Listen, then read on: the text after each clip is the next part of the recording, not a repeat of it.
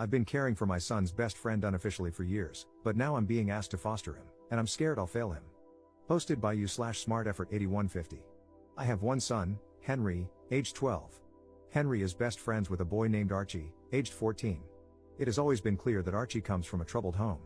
From what I can gather, and I do not have the full details, Archie's mom is a substance addict, and Archie has been on the at-risk register for a long time. Honestly, I don't know why it has taken this long for them to decide he should be moved into foster care. Last Friday, I received a call from my son's school. They said they couldn't discuss the matter with me but asked if I would consent to having my information passed on to Archie's social worker. I agreed, and shortly after, I received a call from his social worker explaining that a section something or other was being put in place, which meant Archie would be removed from his home and placed into foster care. I was told that the school had recommended me and was asked if I could take him in, essentially. They said it would likely be long-term, until he turns 18. I honestly didn't know what to say. I was in shock. I have been unofficially supporting Archie for a while now. I pick him up from his house and drop him off at school with my son. He spends many weekends at my place. On the days he doesn't come over, I make sure to pack him something to eat when I pick him up because he told me his school lunch is often his only meal of the day. I buy him soap and deodorant, and I even wash his clothes for him. But supporting him in this way and fully taking him in are two very different things. I'm a single dad. I have a decent job, but I'm far from well off. I live in a small 2-bedroom house, which means Henry and Archie would have to share a room, something they already do when Archie stays, but only for short periods. Plus, there's the immense responsibility of taking on another child. I was told there's a shortage of foster carers in the local area, so if I don't agree to take him, it's likely he'll have to move to a different county and school. I don't want that to happen.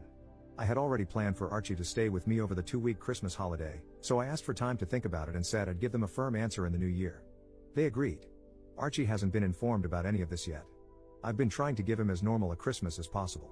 My heart is telling me, of course, you're going to take that little boy in, but my brain is worried about the responsibility and cost of having another mouth to feed and another boy to clothe. At the same time, I keep thinking about Archie's situation. He's already had such a rough start in life, and I know he needs stability and care more than anything else. I can't bear the thought of him being uprooted again, losing his school, his friends, and the small sense of normalcy he has here. I keep asking myself whether I can truly give him what he needs, and I don't know if I have all the answers right now. I've always taught Henry the importance of kindness, and I see how much he cares about Archie too. Part of me feels this might not just be about me taking on more responsibility, it's also about giving Archie the chance to grow up with a sense of love and belonging. So, I suppose I'm left balancing what's practical with what feels right in my heart. And I'm leaning towards saying yes. I spoke to my mom about it, and she thinks it's an awful idea. She's worried I'm biting off more than I can chew, especially as a single dad. She reminded me that I already have a lot on my plate with work, the house, and raising Henry on my own. She said taking in another child, especially one with a difficult background, would add stress and might affect my ability to provide for Henry properly. She didn't say it outright, but I could tell she's afraid this might make life harder for all of us, including Archie. I understand her concerns, honestly, I do. But I can't imagine turning him away when he needs help the most. I told her I haven't made a final decision yet and that I need to think about what's best for everyone involved, not just what's easiest. And I haven't even discussed any of this with Henry yet, which will be a huge factor in my final decision. This has been a huge rant, and if you've read it, thank you. I just needed to get this out somehow. Update 5 days later. I just wanted to give an update and say a huge thank you for all the responses. I genuinely didn't expect to receive so many replies, especially to something that was just meant to be a rant to get my emotions out. When I was asked to take in Archie, at first, I felt honored.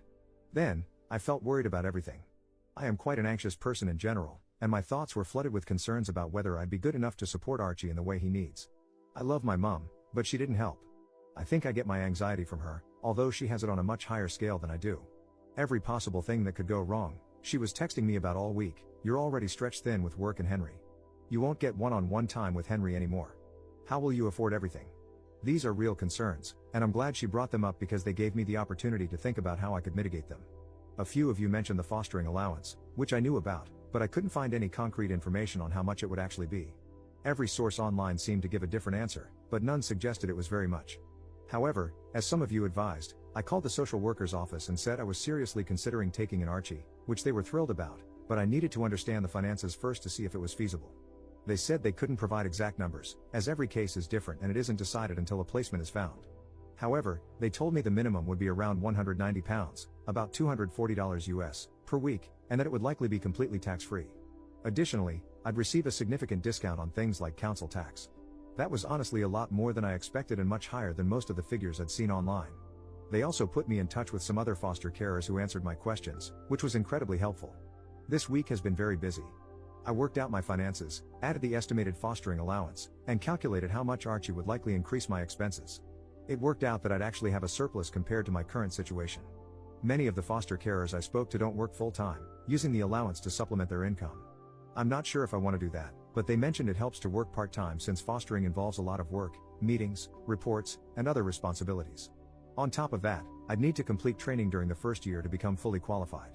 I considered it, and with the additional allowance, I could move to a 0.6 contract, working 3 days per week, while still covering the costs of moving to a 3-bedroom house. While that would leave me with slightly less disposable income, it wouldn't be a significant reduction. I've spoken with my work, and they said they'd support me if I decided to do this, but I haven't made a final decision. I don't want it to seem like I'm taking advantage of Archie's allowance. After sorting out the finances, I needed to talk to Henry. This was honestly the most important part of my decision. If Henry said no, I'd struggle to go ahead with it. I took him out and explained the situation. I didn't go into the details of why Archie is going into care, as it's not my story to tell, even though Archie himself has been open about his rough home life.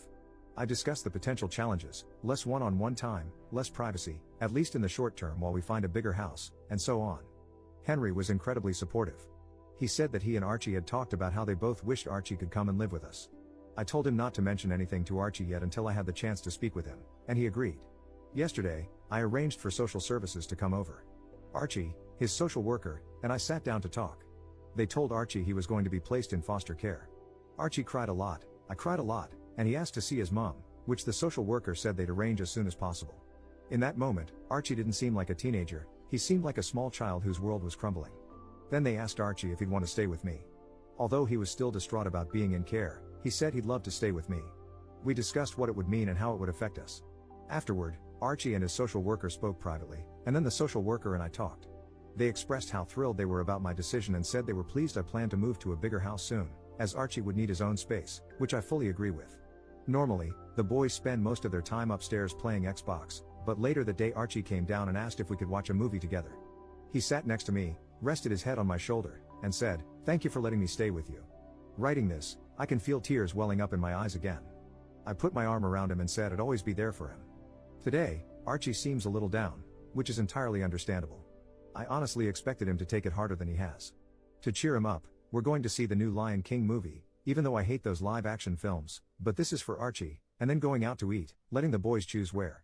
I might return in a few months to give an update on how things are going. For now, I'm just hoping everything will be okay. I know the first few months will be the hardest. Thank you, everyone. Editor's note. Stealing this comment from you/EffectiveCricket93 to explain what type of fostering is involved here. It depends. This is called a friends and family placement in England, where social services have decided it's in the child's best interest to be placed with a familiar person rather than in a traditional foster placement. Friends and family placements can have a looser set of restrictions compared to traditional placements. However, OP would only be cleared to take in Archie. For example, he wouldn't be able to take in another child unless he decided to undergo full training. They would be able to make decisions that differ from those in a traditional foster home. For instance, social services have to weigh factors such as, there are no local foster homes, meaning his schooling would be disrupted, and he would lose his friends and support network. How would that impact him, against the fact that he would have to share a room? Especially considering that Archie has already been regularly sharing a room. Social services would focus on what's in the child's best interest, which might allow them to make some concessions.